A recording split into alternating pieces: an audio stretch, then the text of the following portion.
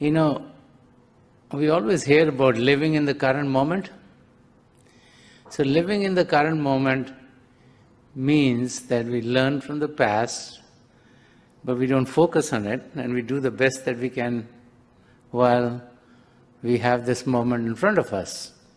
And the best use of the moment in front of us is to make our connection with God stronger, so that we're closer and closer to the Creator. But most people, when they think about living in the present moment, they forget about all the gifts that God has given them. And one thing that they think they need, whether it's good for them or not, they don't know, but they think they need, and they didn't get it, that's all they think about. And so what is really happening in us? What makes us behave like that? When we start to look at ourselves truly, we find that our true existence is at the level of our soul. But in this human body, we also have a mind. And just like Sant Kirpal Singh Ji Maharaj would often say, our life is lived in a manner where the cart is in front of the horse.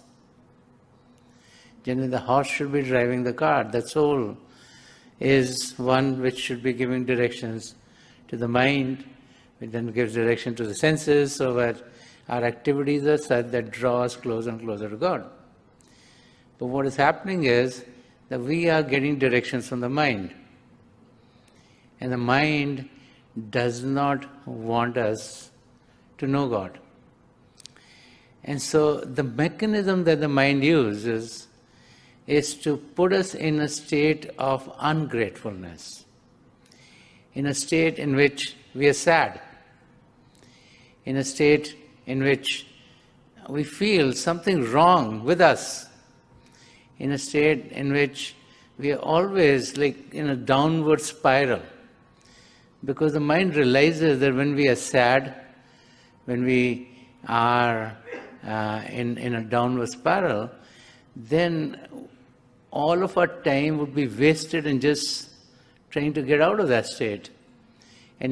So many times, many of us start to think that God, the Creator, is so big. You know, God, the Creator, created everything, not only the earth, but many planets and many other regions of existence and many living forms besides the human beings.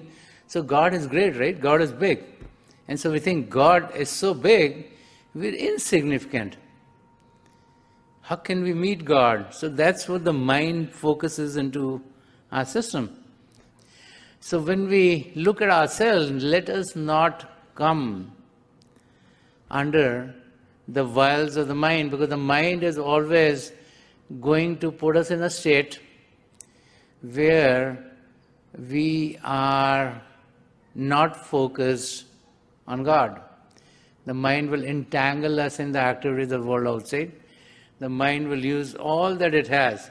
It will elate us, it will put us in a downward spiral, it will make us think God has no time for us, it will make us think something wrong with us, so that the time that we have is wasted. You know, we all have a limited time in this human body, 50, 60, 80, 100 years or more.